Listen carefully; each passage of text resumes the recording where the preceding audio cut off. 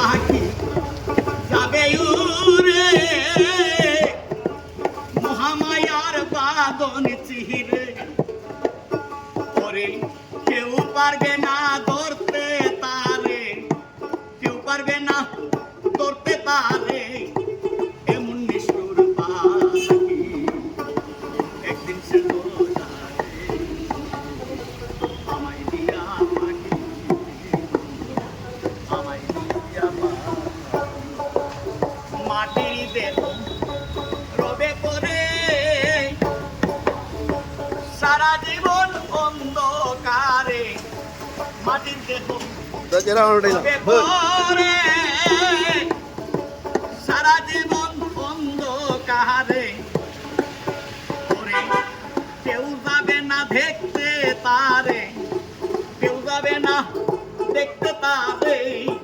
সোহাগ চন্দন মাটি একদিন সে তো আমায় দিয়া পাখি আমায় দিয়া হিন্দু বলে শ্বাস আর মুসলমানরা বলে দম বাতাস একটাই এটাই সোহা পাখি ময়না পাখি এই বাতাস গেলেই কাম শেষ যদি বাতাসটা কেউ কিনে নিতে পারতাম তাহলে তো খালি আমার মতো গরিব শ্রেণীর মানুষ মরে গেলাম আর ধনীরা বাঁচে গেল বাতাসটা আমরা কেউ খরিদ করতে পারি না যে দুইজন আমাকে টাকা দিচ্ছে এই টাকাটা আমিও নিতে পারতাম না তারার জন্য ওই টাকাটা ধর্মীয় কাজে লাগে স্বামী বিবেকানন্দ বলেছিল জীবে প্রেম করে যেইজন সেইজন ইসলাম ধর্মে বলেছে এই নামে যারা একটু দান করে আল্লাহ আখেরে সত্যগুণ সম্মানিত করে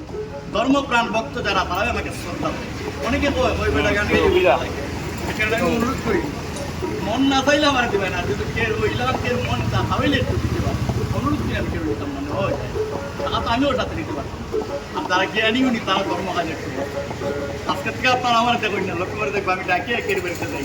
তাতে একজন ইয়ার কি না করতে পারে সবাই কয়েক বছর থেকে আমাকে ডাকিয়ে অবস্থায়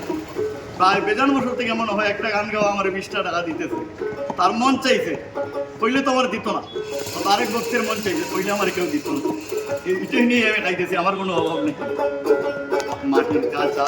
কেউ 50, 100, 500 টাকা আমার দিলে আমি গরিবের কোনো অভাব নেই আবার 1 কোটি টাকা হইলে হাইতেও পারতাম না কতবার মাটির কাঁচা বসত করে সোনার ময়না পাখি একদিন সে তো যাবে আমায় দিয়া পাখি যদি কের মনে জাগে তাহলে দিতে পারো মনে জাগে না অনুরোধ করে মাটির কাঁচা বসত করে সোনার ময়না পাখি একদিন সে তো যাবে আমায় দিয়া পাখি